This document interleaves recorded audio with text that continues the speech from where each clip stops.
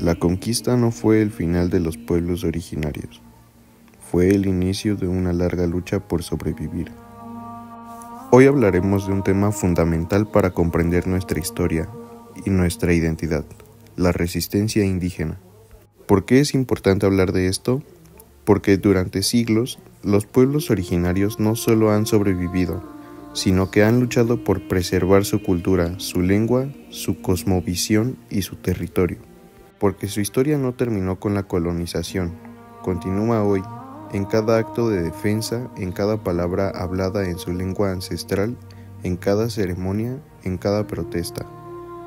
Este video tiene como propósito visibilizar esa resistencia y entender por qué sigue siendo tan relevante en nuestro presente.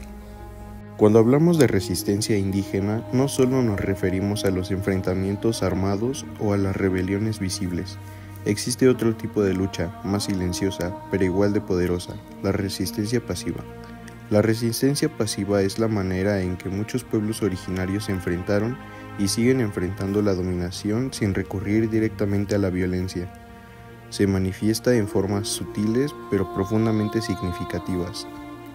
Por ejemplo, el sincretismo religioso. Tras la conquista, a muchos pueblos se les impuso una nueva religión, pero en lugar de abandonar completamente sus creencias, las fusionaron.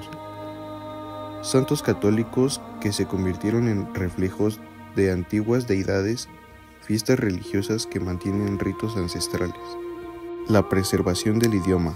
Aunque se intentó imponer el español, muchas comunidades continuaron hablando sus lenguas originarias en casa, en sus rituales y en su vida cotidiana. Hoy, esas lenguas siguen vivas gracias a esa resistencia. El sabotaje.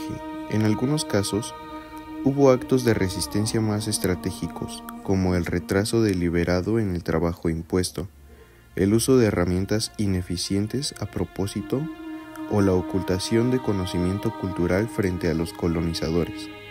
Estas formas de resistencias pasivas no fueron gestos menores, fueron actos de dignidad, formas de mantener viva la identidad frente a siglos de opresión. Tras la conquista, los españoles no solo impusieron una nueva religión y un idioma, también implantaron un modelo económico y social familiar al feudalismo europeo, el sistema de encomiendas.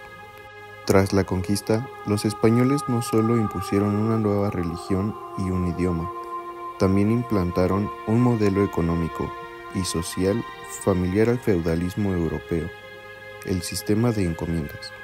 ¿Qué era una encomienda? Era una concesión de tierras y personas indígenas a un español, conocido como encomendero, a quien se le permitía cobrar tributos y exigir trabajo, supuestamente a cambio de protección y evangelización. En teoría, los indígenas no eran esclavos. En la práctica, muchos vivieron en condiciones de explotación. En esta estructura, los encomenderos eran los principales beneficiarios, recibían tierras, mano de obra y riqueza. Los soldados que habían participado en la conquista muchas veces se convertían en encomenderos o recibían pequeñas recompensas, como tierras o puestos menores. Los clérigos, por su parte, jugaban un papel crucial. Eran los encargados de evangelizar y, en muchos casos, de justificar la dominación. Pero no todos los pueblos aceptaron esto sin resistencia. Los mayos, yaquis y purépechas fueron ejemplo de la lucha constante. Los yaquis, en el norte de México, resistieron durante siglos, combinando la lucha armada con la defensa de su territorio y su cultura. Los mayos, sus vecinos, también ofrecieron resistencia organizada ante los intentos de control económico y militar. Los purépechas, en el occidente, lograron mantener parte de su autonomía en los primeros años, gracias a su organización política y militar. La implantación del sistema colonial no fue un proceso pacífico ni uniforme. Fue una transformación profunda que provocó rupturas, pero también despertó resistencias en cada rincón del territorio. A pesar de la represión, muchos pueblos originarios no se rindieron. A lo largo de los siglos surgieron rebeliones organizadas que desafiaron directamente el poder colonial. Veamos algunas de las más importantes. La rebelión de Mixtón, de 1540 a 1542. Esta rebelión fue liderada por los pueblos caxcanes, que se alzaron contra el abuso de encomenderos y frailes. Fue una guerra feroz. Los indígenas defendieron sus fortalezas en los cerros como Mixtón, enfrentándose incluso al virrey Antonio de Mendoza.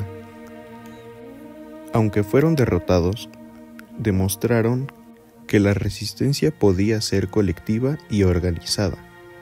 La Guerra Chichimeca, 1550 a 1590. Los pueblos chichimecas, como los guámares, zacatecos y pames, resistieron durante 40 años los intentos de colonización en la región minera del norte. Atacaban caravanas, pueblos españoles y minas. Fue un conflicto tan largo y costoso que la corona española cambió su estrategia. Comenzó a negociar con regalos, tierras y alimentos para frenar la guerra. La rebelión celtal, 1712. En el sur, los pueblos mayas celtales y tzotziles se levantaron inspirados por visiones religiosas. Una mujer indígena aseguró haber recibido mensajes de la Virgen para fundar un nuevo reino indígena. El movimiento creció rápidamente y tomó varias comunidades, hasta que fue reprimido con violencia. La rebelión de Jacinto Canic, 1761. Jacinto Canic, un indígena maya educado por frailes, lideró una rebelión en Cisteil. Convocó a los mayas a levantarse contra la opresión, inspirándose en ideales de justicia y libertad. Aunque fue capturado y ejecutado, su figura quedó como símbolo de lucha y dignidad.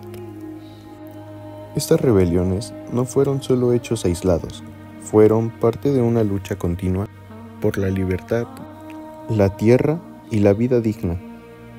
Cada mapa, cada nombre, cada fecha nos recuerda que la historia indígena no es historia de derrota, sino de resistencia.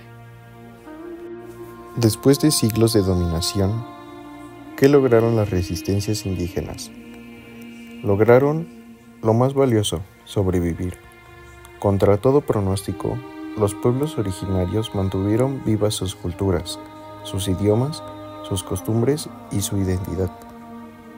Hoy en día, en todo el continente, millones de personas continúan hablando lenguas indígenas, practicando sus rituales, cultivando la tierra como lo hacían sus ancestros, defendiendo el territorio y transmitiendo su cosmovisión. Sobreviven elementos que muchos creían extintos. El náhuatl, el maya, el tzotzil y muchas otras lenguas siguen vivas. Las comunidades mantienen sus formas propias de gobierno, sus sistemas de cargos, sus fiestas tradicionales y conocimientos ancestrales. Incluso frente a nuevos desafíos como el despojo territorial o el cambio climático, las resistencias continúan. La lucha indígena no es solo parte del pasado, es presente y futuro. Hablar de resistencia indígena es reconocer siglos de dignidad, es mirar la historia desde la verdad y la justicia, es entender que los pueblos originarios no fueron vencidos, siguen de pie. La historia de la resistencia indígena no es una historia del pasado, es una historia viva. A lo largo de este video vimos cómo, a pesar de la violencia, del despojo y de siglos de opresión, los pueblos originarios no se rindieron. Resistieron con sus cuerpos, sus lenguas, su fe, su tierra, y siguen resistiendo hoy. Reafirmar esta verdad es reconocer la raíz profunda de nuestra identidad. Es entender que no hay futuro sin memoria, ni justicia sin respeto a los pueblos que han estado aquí desde siempre. Porque la historia no terminó con la conquista. La historia continúa en cada acto de dignidad.